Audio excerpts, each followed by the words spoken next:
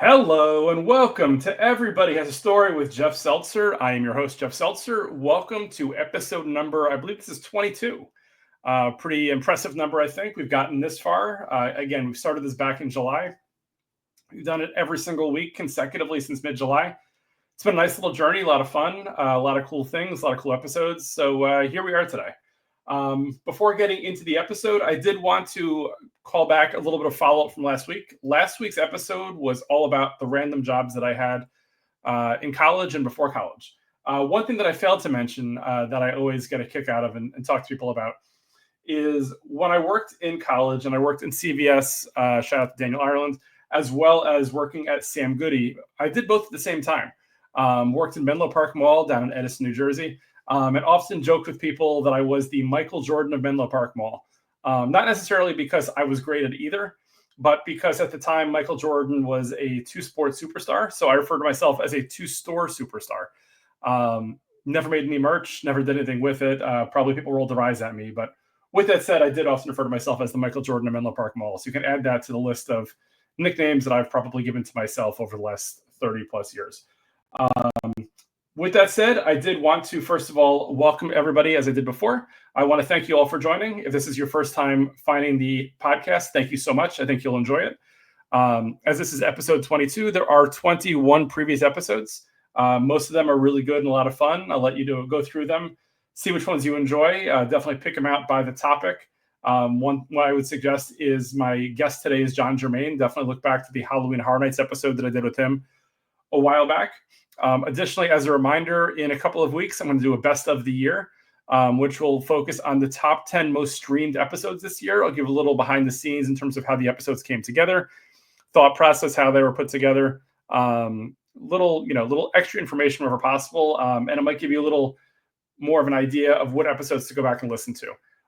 If this is not your first time listening, I'm sure there are many of you out there, such as Marcus, such as Daniel, and the dozens and dozens of my every week listeners. Thank you again for listening as always. Really, really appreciate it. If you have any questions, comments, or whatever, definitely feel free to DM me on Instagram at Everybody Has a Story Pod. If you'd like to be a guest, if you have a topic idea, if you want to make a comment or engage at all in conversation about this episode or this topic, definitely reach out. Beyond that, as you all know, I am on all podcast platforms. Video is on Spotify and YouTube. Additionally, we are on audio for those two, as well as for Amazon, iHeartRadio, Pandora, Apple, everywhere else. I do want to call out the fact that I did see this past week, as the Spotify Wraps came out, I did end up in the top 5 of, let's say, at least one Spotify Wrap for podcasting, which was really, really exciting. Really cool to see that I was up there with the greats of the Major Wrestling Figure Podcast, Chris Van Vliet, Hornswoggle from WWE. So some people out there, I'm in your top 5. It's really exciting. If anybody else's top 5 came out and I popped in, definitely shoot it to me. I'd love to see it. Really, really excited. And it shows that, people are listening and that this is actually worthwhile what I'm doing here. Additionally, you can find me personally on Instagram at Seltzer77. For all things Jeff Seltzer, you can check me out at jeffseltzer.com. Additionally, you can email the show at everybodyhasastorypod@gmail.com. Once again, just wanted to remind everybody that this is episode 22. We have a few more coming this year, and we'll probably have a little bit of a break going into the new year. Enjoy the holidays. I'm sure people won't be traveling to and from work, so they won't necessarily need podcasts as much. So there is that. A while back, when I first started the podcast, one of the ideas that I had was I wanted to, at the end of the year, kind of figure out a way to recap some of the best and the worst of the year. For me personally, one of the things that's always been a part of my life, I would say there were 3 things that since I was younger, I remember I've always been really interested in and has helped me out significantly. Professional wrestling, as a lot of people are fully aware, is a huge part of my life. I've been a fan since I was like 7 or 8 years old. Music, always been a huge fan of concerts, going to concerts, listening to music, definitely helps me to find my happy place. If I'm having a day, kind of like go to myself, put some headphones in, listen to music, definitely helps. And lastly, movies. As I mentioned in previous episodes, I go to movies by myself. I go with family. I go with friends. Whatever it is, for me, it helps me to disconnect. It's one of the few places where I can kind of go, not look at my devices, just kind of stare into space or watch the movie and just kind of enjoy what's going on. That goes for both in theaters as well as at home as well. Definitely a little bit more of a private or disconnecting setting in theaters, because at home obviously you can put your phone on, your iPad, whatever else like that. But regardless, it kind of helps me to kind of disconnect from whatever's going on in life, which is super, super helpful. I've mentioned previously in episodes that I'm a huge moviegoer at AMC theaters. This past year, I saw, I believe, 20 movies in AMC theaters, and you might look at it and say, well, it's probably a lot of money. As I mentioned in the past, I do have the AMC movie deal where you pay a certain amount per month, and then you can get up to 13 movies per month included as well. It works for me. It doesn't work for everybody. Not everybody enjoys or goes to movies that often. For me, the ROI is there, so it definitely pays out. I'd be curious to know from AMC what their stats look like, or kind of what their ROI is on that. I don't know a lot of people who have that deal, but I do often see a lot of people at movies, from time to time. Specifically, when I saw Wicked recently, Moana 2, when Deadpool and Wolverine was in theaters, there were definitely a lot of people out there. But for that AMC movie deal to work out for you, you definitely have to go, a decent amount of times to get your money even or back, whatever. So, based on the AMC stock price, as I oftentimes joke with my buddy John, I'm assuming it's not doing as well as I would hope or should. Curious to see where the movie theater business evolves to eventually. With that said, did want to welcome my buddy John to the show this week. John, Germain, how are you doing today? Doing very well. How about yourself? I'm great, thank you. So for those of you at home who may or may not remember, John was on a few months ago as we recapped our trip to Universal Studios Orlando for Halloween Horror Nights, which, not surprisingly, is pseudo movie related. So here is another episode with my buddy John. We're going to talk about the highs and the lows of movies that was 2024. You ready to go on this journey, John? I am very excited. Awesome. Very cool.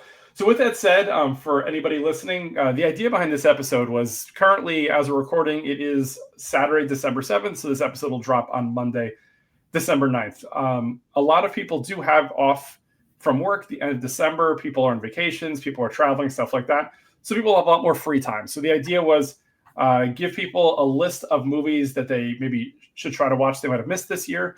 Give them a list of movies they might want to stay clear from. And just in general, just understand what's out there. Because as we're sitting in December, it's oftentimes hard to look back to January, February, and remember what hit theaters, because so much content between streaming, the theaters, and everything else hits us. Wanted to make sure that at least there's one kind of clear and concise place that people can go to and say, that's an interesting one. I forgot about that. I did want to see it. Or, you know what, that's probably one I could steer clear from. Also want to tell everybody at home as well that we listen and we don't judge, as they say on TikTok these days. So there might be some movies that John loved that I kind of roll my eyes at, or vice versa, probably more vice versa. But we are just talking from N equals 2 here about our experiences, not everybody else's. So just because I liked insert movie here doesn't mean you will, or vice versa. So here are some ideas we can go with. So before getting into the list, John, in general, what types of movies do you like? Like, is there a style or a genre? Do you prefer the in theater versus the home? Kind of like walk us through what your perfect situation is.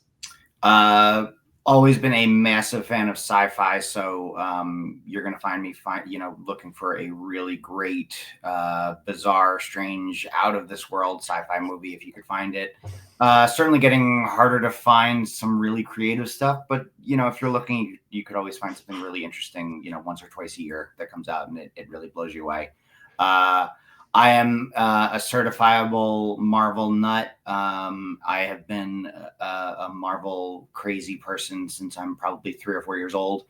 So when those movies started coming into theaters, let's say the Marvel universe came about 2008. I was sold immediately with Robert Downey Jr. And have been following all the way through. I think I have probably not seen 2 out of, let's say, 35 in theaters. So I've seen almost all of them in theaters. So if you're really looking for, if I'm looking for something,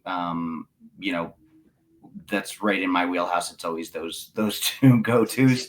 I also love a really great drama. So if I could just find a really well-made drama that's got some incredible acting in it, I'm a sucker in most cases. Awesome. Very cool. Do you have a list of how many movies you've seen this year? I know, for myself, I document everything. I know in the past you have. For myself, I think I mentioned I've seen 20 movies in theaters this year, and looking at my list, I've seen 73 total movies. That includes rewatches from previous years. I have some, movies that are kind of like, I don't know, on a Saturday morning, if I can't sleep, I'll wake up and every year I'll watch Back to the Future every single year. I'll watch Yeah. Office Space. Like there's a couple of kind of like just feel good movies that for me, I just love to see. Do you have a list of, or at least a number, like estimate of how many you think you've seen this year? No, so it's funny because I know you and I had spoken about this a couple of years ago, and for many years I did. I would write down the movie, the day I watched it, my thoughts on it, for no one else but myself, because I would like go through the list every year, like once a year after it was done, and kind of just go, oh, I remember that. I saw it with my daughter. I saw it with my wife. I saw it with this friend or that friend or my brothers or whatever it may be. And it always just kind of took me back to that place of, that experience, which I always really enjoyed. And for the last 2 years, for whatever reason, after doing it for like 15 years straight, I stopped. I don't know why. So it's funny that it's funny that you stopped, because I think it was about 2 years ago that I started. So I think it's one of our conversations. We must have had a conversation. You had a conversation. I think you mentioned you did that. So like I think 2 years ago, I went way overboard. So as most people know, I'm a huge data geek. I kind of like keep track of a lot of things. Not a surprise, right? I went a little too overboard initially. I made a list of all the movies I saw, all the TV shows I saw, all the events that I went to. And with the wrestling events that I go to, it just got to be too much. So eventually I pulled back, and now it's just movies that I see. But it seems like as I kind of went into it, you kind of pulled back at the same time. Well, it's funny that you mentioned that, because you just sort of hit on a core memory in my head. I believe my wife had bought it, maybe 17, 18 years ago for me. It was a really great like living room table book kind of thing called The 1001 Movies That You Have to Watch Before You Die. She must have gotten it for Christmas one year. And I was addicted to this book, and I would just kind of go through. And this guy continues to like add new movies to the book every year or every other year. And it's just a really great synopsis of these different movies. And I'm like, okay, I've seen this.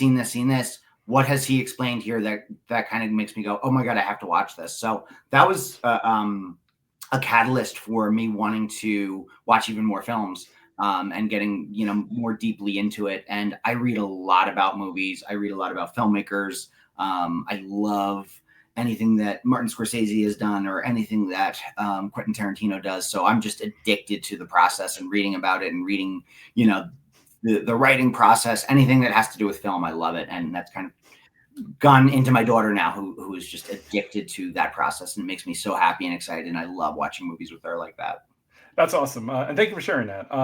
You were mentioning the book brought back a core memory for myself as well. So years ago, this is probably before Robin was born. So we're probably talking 20 or so years ago.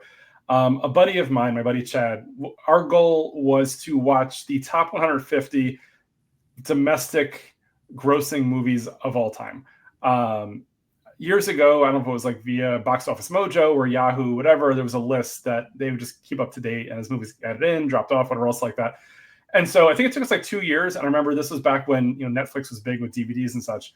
Between the two of us, we went through the entire list. Wow. And we froze the list, because it just becomes unsustainable to kind of stay up to date with it. It's a lot of movies. It's a lot of movies. And honestly, it's a lot of not good movies also. Not all of them are good. Yeah. Like I remember, I think the last one we had to do, and this was, a very weird situation, was we had to watch Gone with the Wind. Yeah. So and it was a double DVD. It was like way long, had an intermission. So like we basically 4 hours. Yeah. it was super long. So it was like a Saturday. I think the two of us sat in my living room and just watched Gone with the Wind, which Beth kept walking by. I'm sure she kept rolling her eyes at us, like, why are these two grown men sitting there watching Gone with the Wind together? But I mean, at the age of 20 something or whatever, neither of us had seen it before, so we're like, we have to see this at this point. Sure. Also, before we get into the list of current movies, around that time as well, my buddy Chad and I used to have a MySpace like movie review thing that we would run. We called it He Said, He Said. I used to love it. We had our image, our avatar was Statler and Waldorf from Muppets. Basically what we would do is I don't remember if it was every week or every month, we would meet up and we'd go to movies and see something. And then we put down a review of like what we thought of it. So as mentioned, like for me, movies have always been a big part of my life. I just love the escapism. I just love the fact that it's something different. It's a way to kind of like, no matter how good or bad life is at the time, you can escape and kind of like for that short amount of time, like that is your life. You can kind of forget about work or family issues or whatever's going on, like that is what's going on, you know? Agreed. Awesome. With that said, I did want to get into favorite movies. So I do have a little of a list of my movies from this year. I don't know, John, if you want to go, if we go rapid fire back and forth. If you want to list one, then I'll list one, go back and forth. And then we'll see kind of like how consistent our lists are, starting with favorite movies for the year. Yeah, sure. You want to go with your first? And also, just throwing out there real quick as well, the list that I have is not necessarily ranked. It's just as I went through my list of movies I saw, these are the movies that I enjoyed the most this year. Yeah, I have mine are not ranked, although I have a definitive movie that I absolutely love this year. I think we're on the same page with this one, but if you want to start with that movie then, just to kind of throw it out there. Yeah, not even close. Deadpool and Wolverine was my favorite movie this year. I don't want to say it was surprising that it was so good, just because I've really enjoyed the first two. But again, being a massive Marvel nerd and bringing back Hugh Jackman after all these years and putting him into the iconic suit and having the iconic cowl on him where he pulls it up. My daughter, who we watched it twice in theaters because we loved it so much, she looked at me and she just saw a 12-year-old boy again because I felt like I was just stuck in time about how excited I was seeing Hugh Jackman finally put on this iconic suit after only 24 years of him being, the essential Wolverine. So it was just so amazing to get to watch it, and I absolutely loved it the first time. So we went to see it right before it was out of theaters, like 2 or 3 weeks before it finally left theaters, because it was in theaters for a good amount of time, probably 12 weeks, which is uncommon these days, right? Yeah. And I haven't seen a movie twice in theaters in many years, so long so that I can't tell you the last one that it was. That's how much I loved it. Nice. Yeah, I'll say that was on my list as well. Not a surprise either. For anybody who does want to watch Deadpool and Wolverine, it is available on Disney Plus for streaming, and you can also download it as well that way. So if anyone's traveling, even if you don't like Marvel movies, I highly recommend it. I think it definitely is something you can kind of, a lot of the Marvel movies you kind of have to watch them in order. Like I wouldn't start with Endgame, but Deadpool and Wolverine is a movie where I think it lives on its own. They give enough context. There's enough, moments where it's just kind of like nice. It's funny. Obviously it's super violent as well. So it's not something I would say, hey, take your 7-year-old to go see, but it's just a fun movie. It's funny. Ryan Reynolds is great. I enjoyed it as well. So I think we're on the same page. I also saw it twice in theaters. I saw it with Beth and Allison. Robin was away, and then when Robin came back, I saw it with her as well, or vice versa. I definitely saw a combination there. I want to make an interesting point to that, because everybody has said how great Ryan Reynolds is. Not even a question. He is. He's just absolutely exceptional as Deadpool.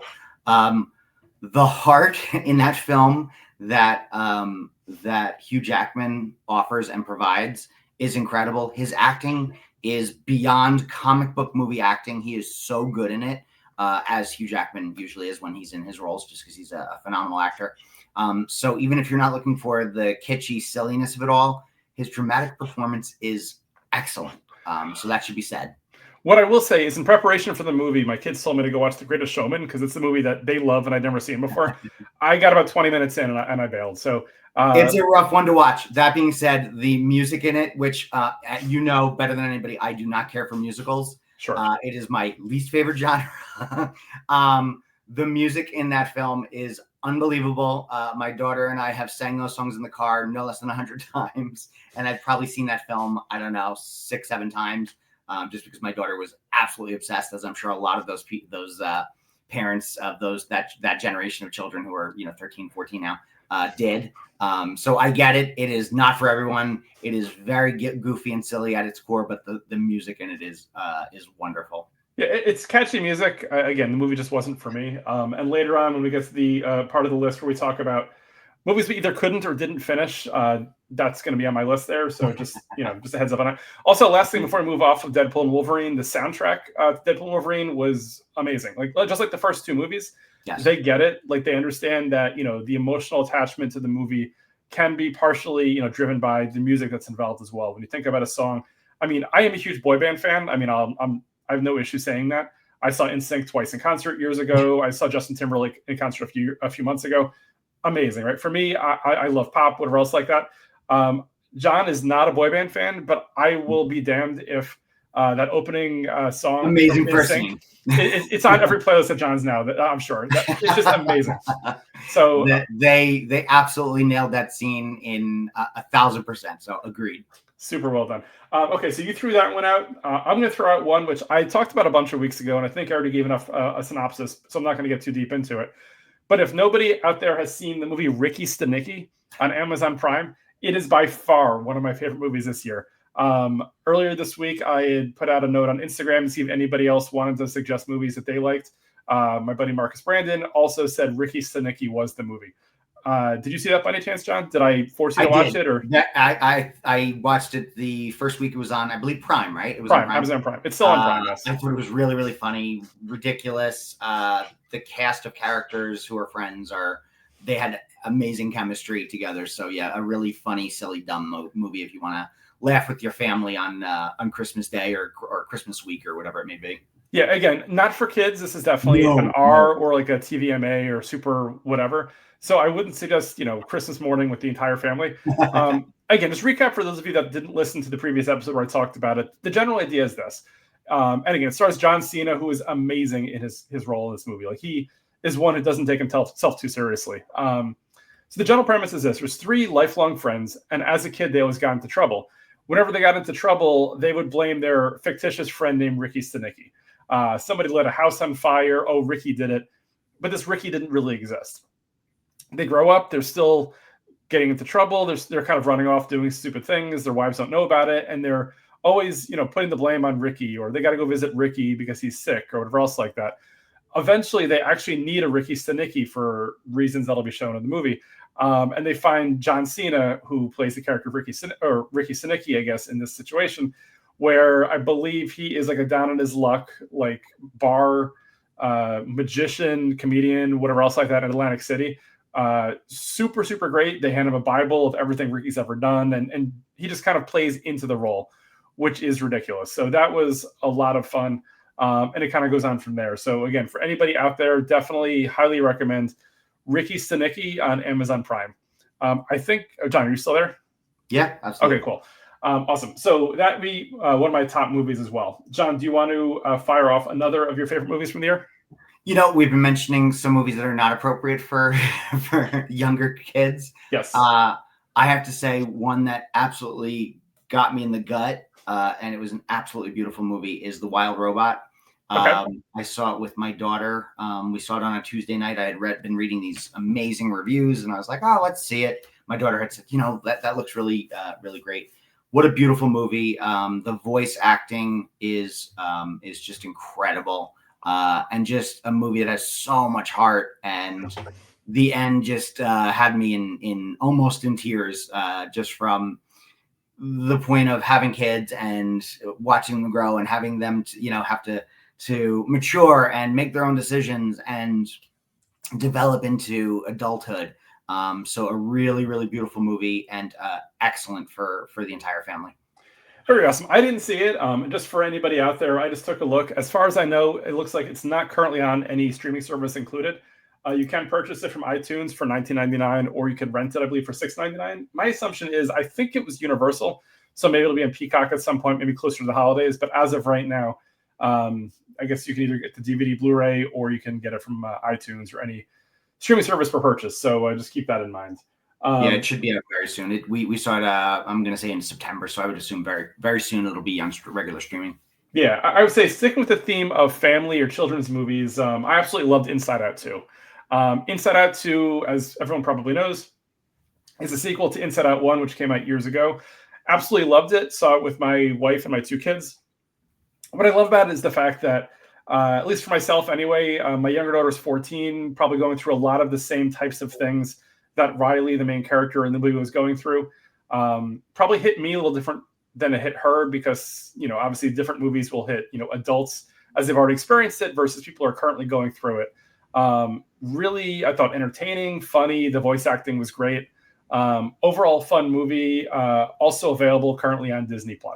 I assume you probably saw that, right, John? Sure did. So I saw it with a bunch of my nieces and nephews, as well as my daughter, and 100% agree. I was looking over at my daughter at some of the things that Riley was saying in the film, And I was wondering if somebody had been stalking my house, listening into my conversations with my kids for the last year, because some of it was so spot on, it made me uncomfortable. The writing was excellent. The animation, obviously, exceptional, as Pixar is always want to do. But really a great, beautiful film, and as you said, available now. So I think people should take a look, because it was really, really a beautiful movie with a lot of heart. Absolutely, that was Inside Out 2. What's your next movie or something you want to throw in there, John? I'm going to talk about one that I thought was great. It didn't get a ton of love, but I think it is going to be a movie that sort of stands the test of time. Civil War came out in, I want to say, March or April. Yes. And it was definitely a surprise in my mind of being so well done. The director, Alex Garland, I've seen some of his films where I thought they were just really creative, interesting. They took the sci-fi genre to new levels, and sometimes he does stuff that I think falls really, really flat. This time I was so happy that it didn't. It was a really rough movie to get through, but very, very well made, and you're uncomfortable in the theater at what's going to happen next, because you really don't have any idea what corner they're going to turn. Kirsten Dunst, who I've never been a massive fan of, did an absolutely wonderful job. The entire cast was great. And I would definitely recommend it to folks who are looking for something a little bit different, a little bit grittier, not your normal Friday movie night kind of flick. Yeah, I also saw Civil War. I'll say I did. For me, I'd say I enjoyed it. It was not my favorite movie or one of my favorite movies. I did like it. I did put it actually on my most surprising list. It didn't make my top 10. Again, I saw 70 plus movies, so not everyone's going to be a winner. But with that said, I did. I'm glad that I saw it. Anybody at home that's interested in seeing Civil War, it is available on HBO Max right now for streaming or download. So if you want to check that out, you can definitely go there and see that. What I'll say is my next movie that I might have on my list here is a movie called I Used to Be Funny. Not sure if you've heard of that or if you saw it, John. I don't think so, no. Okay, so I Used to Be Funny. It's kind of like a dark, different type of a movie. So it stars Rachel Sennett, who I've seen her in Bodies, Bodies, Bodies. I think she was in the new Saturday Night Live feature film. She's been in a bunch of different things. She was in the show Idols on HBO Max. The general premise is she's a comedian. She has some kind of unfortunate trauma that happens in her life, which kind of gets her out of comedy. And it goes in a very non-linear way. So it kind of starts off, you kind of see her after bad things have happened. You're trying to figure it out. It kind of goes back and forth, I think, in terms of why she's like that. And then you eventually find out the culprit and what drove it and stuff like that. Don't want to spoil too much. She was also in a movie called Shiva Baby a few years ago, which I really enjoyed. It was like an hour and a half long, definitely worth checking out. But again, anybody out there who's heard of or enjoys Rachel Sennett and her work, definitely worth checking out. Another one I'll throw out there is Abigail. I'm not sure if anybody has seen that or if John's seen that. So Abigail is a horror movie of sorts that is on Peacock, or at least it was over the summer when I watched it. Really interesting, entertaining movie. Don't want to give away too much. General premise is a girl gets kidnapped by a bunch of people. It's almost like, I'd say, a modern day take on Clue, where a bunch of people who are kind of brought together, don't know why, they're working on something, they kidnap somebody, and then eventually they're all kind of fighting for their lives. So I don't want to spoil too much. I went to the movie without knowing anything. There's nothing else really on that I wanted to see. Checked it out. But definitely a fun, worthwhile movie. Again, it's called Abigail. I believe it's still on Peacock. I'll throw one more movie out, then I'll give John a chance to go through a couple if he wants as well. As everyone knows, I'm a huge fan of the horror genre.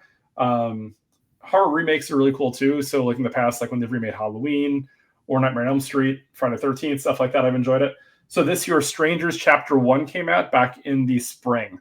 The idea is it's supposed to be the first of a trilogy. The trilogy was supposed to come out in the spring, and then Halloween 24 for Chapter 2, and then Chapter 3 was going to be sometime in 25. I don't know the reasoning why or whatever. It might have been the writer's strike or the actor's strike or based on, low box office. But the second Strangers movie was postponed until next year at some point, so I'm hopeful to see parts 2 and 3. basic premise is, if you've seen the old Strangers movies, it's basically very much of the same. But it's a fun take. It's interesting. It's different. And obviously you're sitting there hoping that they escape, or maybe you're hoping they don't escape.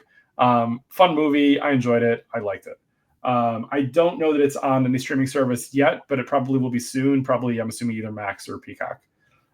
John, anything else you'd like to add from your favorite movie list? I have one more, and it's a very controversial choice. I may be the only person that thought that the new Joker movie, Joker Folie à Deux, was very well made, incredibly interesting. Again, you know that I don't care for musicals. So if you take out all the pieces where Joaquin Phoenix and Lady Gaga are singing, I thought it was an absolutely brilliant movie. And Lady Gaga was incredible as always, but Joaquin Phoenix just takes it to another level. He won the Oscar a couple of years back, I want to say in 2019, for his portrayal of the Joker. And back then it was just exceptional work. But I thought this was a really well-made movie that got a really bad rap. I think folks didn't realize what they were getting into. And again, putting the musical standard, songs in between was a little strange. It didn't really fit the premise of the movie.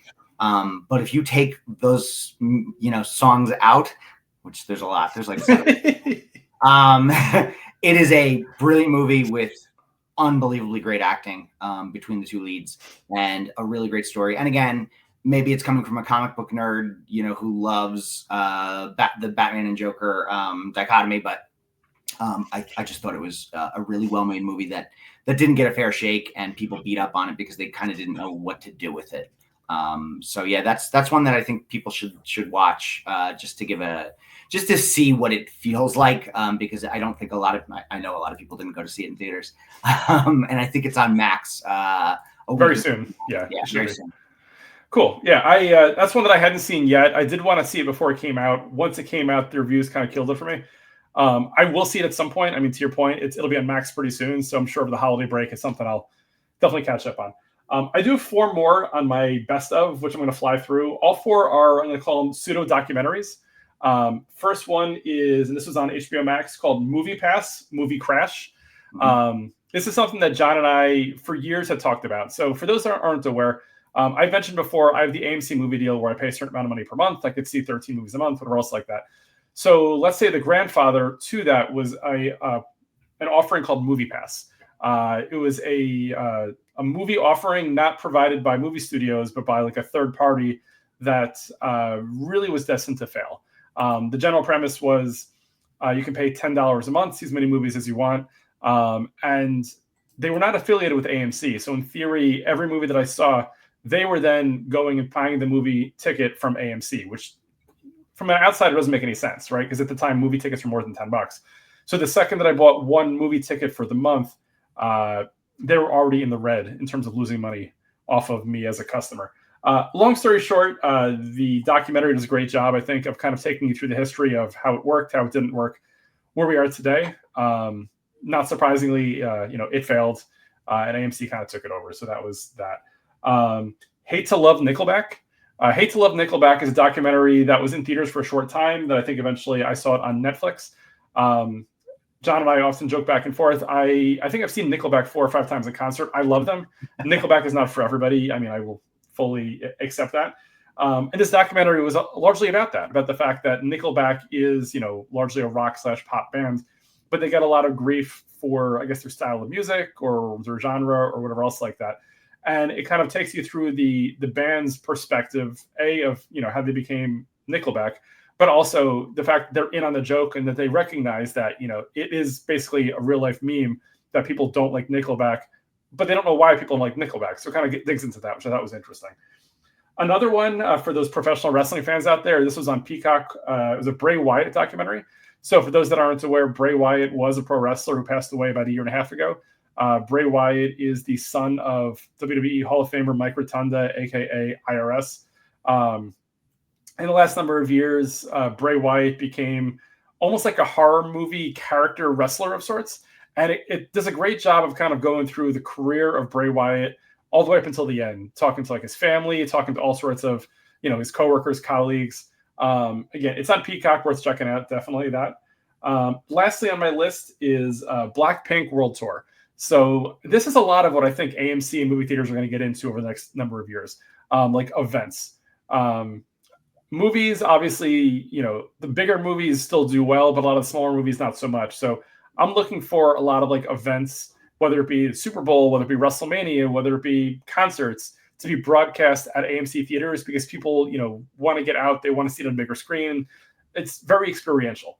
So a year and a half ago, so summer of 23, I took Robin to MetLife Stadium. We saw the K-pop band Blackpink, and they were amazing.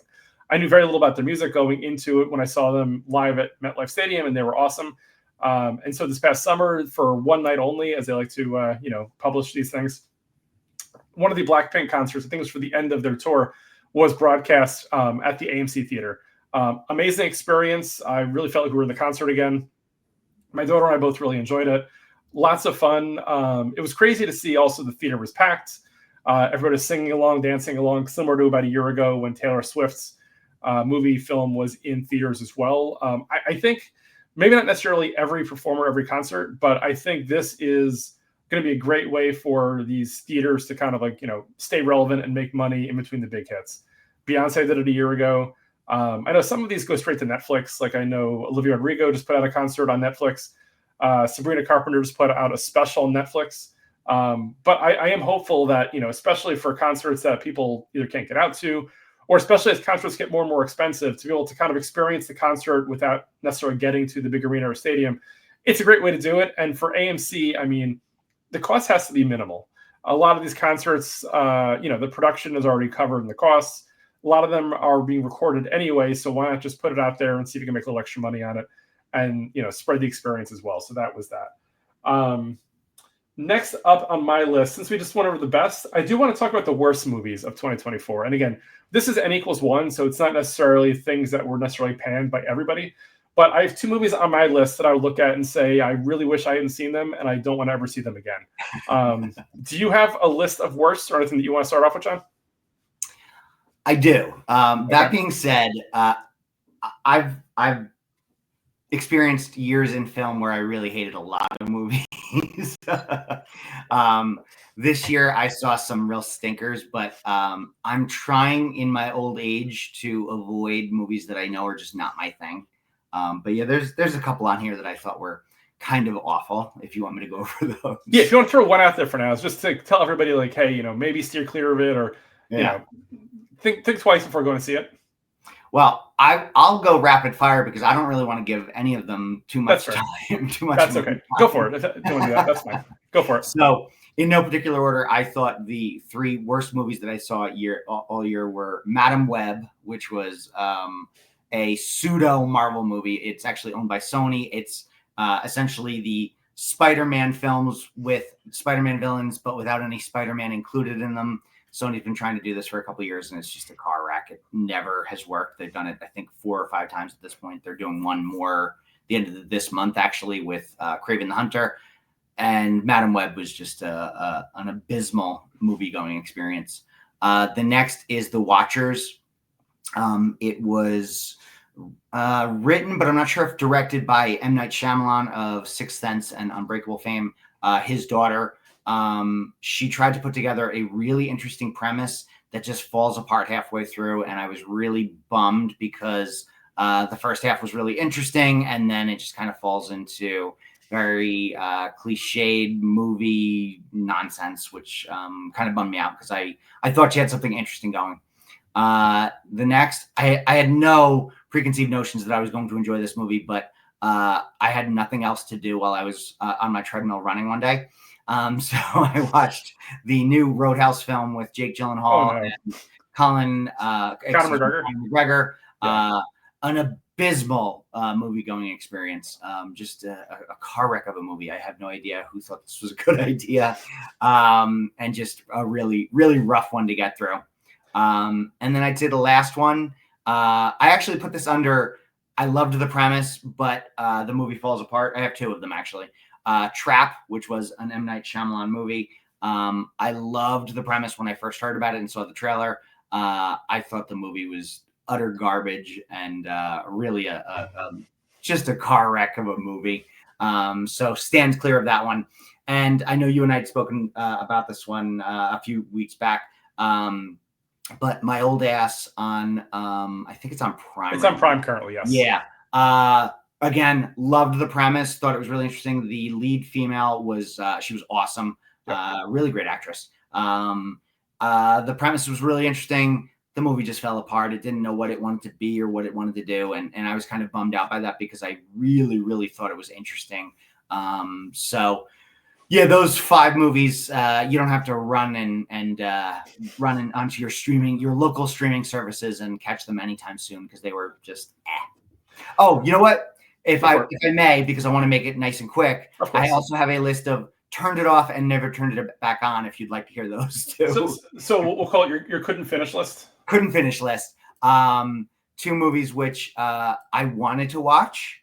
I had every interest in doing so, and then when I got about maybe let's say halfway through both of them, A Quiet Place day 1, I just couldn't get through it. I think I'm A Quiet Place out after the first 2.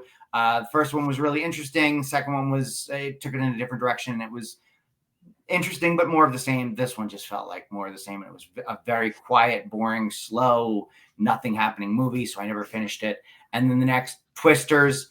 I'm going to be honest. I never saw the original Twister when it came to theaters. I feel like I should have, and I just haven't because I love Helen Hunt, actually. I think she's a phenomenal actress.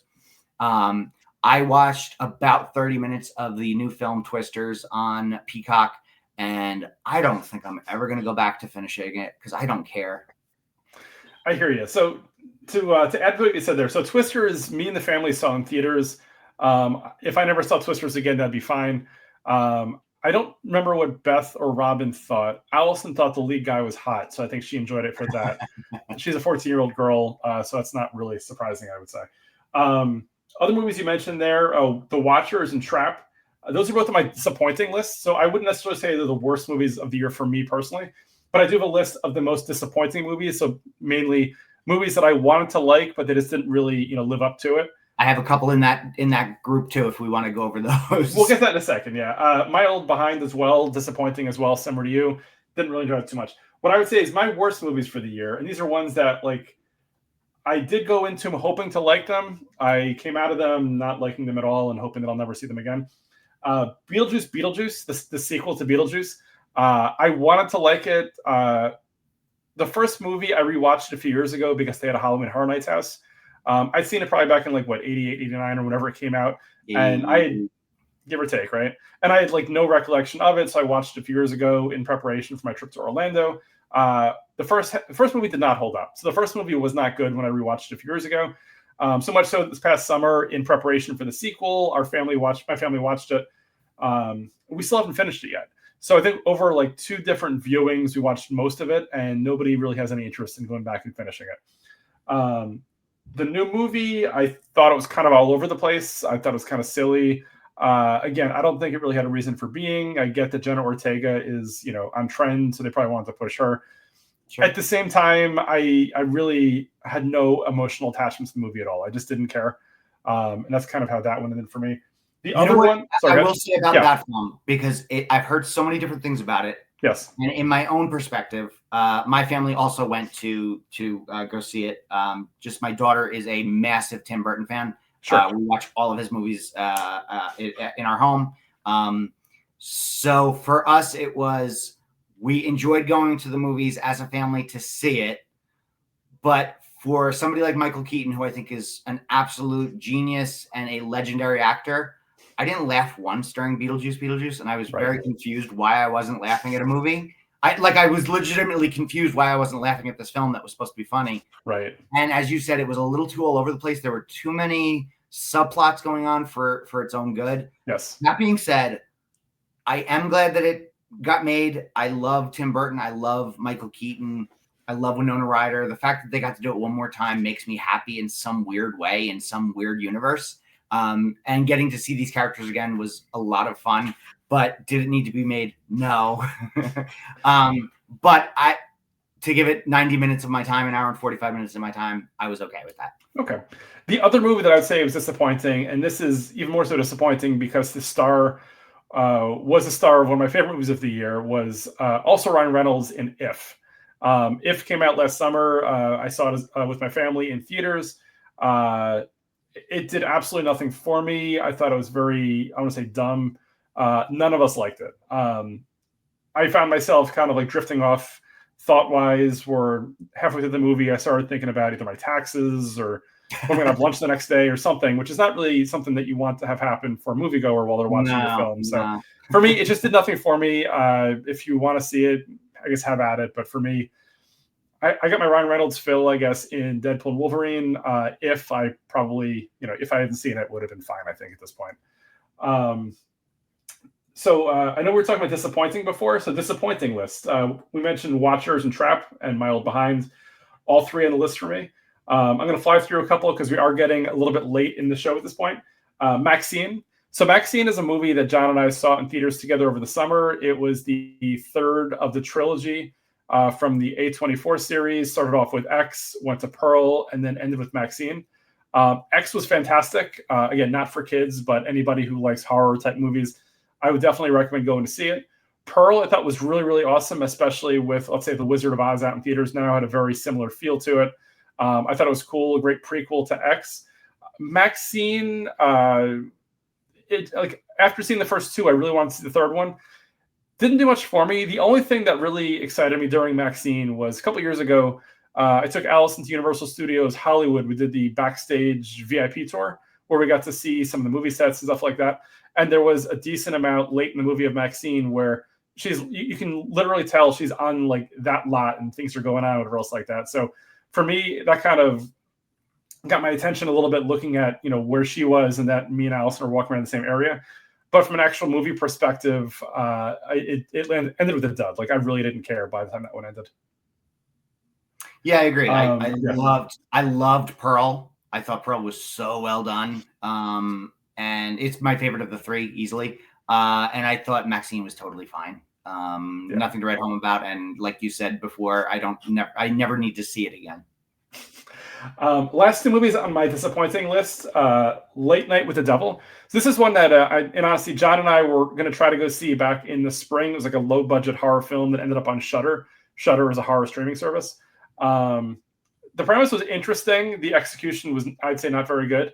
It was getting rave reviews from lots of horror fans. I watched it, and honestly, I basically hate watched it by the end because I just did not care. I felt that I was spending Late Night with the Devil at that point because it just was not exciting me or doing anything for me at the time. The other one I was going to mention is a movie called The Greatest Hits. So this is a movie that was, I think it was made for Hulu. So probably it was originally made for theaters. They decided it didn't screen well enough, so they probably put it on Hulu. I think the general premise was supposed to be kind of like The Butterfly Effect, which is one of my favorite movies of all time, where anytime this person would hear a certain song, I think it would take her back to a certain time and things would happen. Definitely was not good. So if you're looking for a movie that's not good, that's kind of like, let's say, Butterfly Effect 4 or 5, and Butterfly Effect 2 and 3 were not very good. This was obviously not connected at all to that series. But if you want to see a bad movie, go see The Greatest Hits on Hulu. What's on your disappointing list, John? If we can rapid fire through whatever you got there. I'm gonna say one surprising one that I actually did enjoy was Late Night with the Devil, where I loved the premise and I thought it was so strange, and I love the lead in that. So it does fall apart a lot at the end, but getting to there really freaked me out, and I just thought it was really well done from a low budget perspective, and I loved the 70s late show aesthetic. I thought that was really interesting and fun, and they did it so well. It felt very authentic. But I could totally see people not loving where it goes by the end because it kind of falls apart, and I don't know why, because it shouldn't have. 3 movies, all disappointing, all sequels and or remakes, or however you want to call them at this point. Ghostbusters Frozen Empire. Ghostbusters Afterlife was a great legacy sequel, maybe top 3 legacy sequel of the last, I don't know, let's say 20 years. Ghostbusters Frozen Empire is a forgettable movie in every way. There is nothing more to talk about at that point. Furiosa, Mad Max Saga. I am not the biggest Mad Max fan. I've seen all of the films. I didn't love Fury Road. I know people absolutely love Fury Road. I watched Furiosa. I was bored to tears. Like you said, I might as well have been doing my taxes at that point. It just didn't do anything for me. It got great reviews. I didn't understand why. And afterwards, I watched Fury Road like a day or two later to just go, do I love Fury Road? Am I wrong? And I rewatched it and I was just like, no, I don't love this universe. I loved maybe the original because they were sort of in that time frame of the early 80s and they're fun, crazy action movies today. They don't do anything for me. I think they're just silly and boring. And the last, it's on my list, but it's not, it's disappointing, but not because it was bad, just because it doesn't really do anything for me. Dune Part 2. The Dune series has to be, the newer ones of the last 5 years, has to be two of the most beautiful movies I've ever seen in my life. The visual effects are astounding. The cinematography is otherworldly. The movies are like watching paint dry. They are well over 2.5 hours, and they make you pay for every single minute of it. So those were three that I was really bummed about because I wanted them to be great, and I just thought they were Got it. Since we are running late in time, I'm going to skip a couple of categories and finish up with favorite rewatch. So for me, like I said earlier in the show, there are some movies that I like to go back and watch pretty much every year. And this year specifically, because there were a bunch that were actually re-released into theaters. So I went out and checked it out. So these are all movies that are very easily accessible, found, whatever else like that. I'm going to fly through a bunch. The Back to the Future series, every single year, like clockwork, I'll wake up on a Saturday morning, like 6 a.m., can't sleep, and I'll just binge all three. Like for me, that's kind of like my feel good. Like I just love it, everything about it. Super, super fun.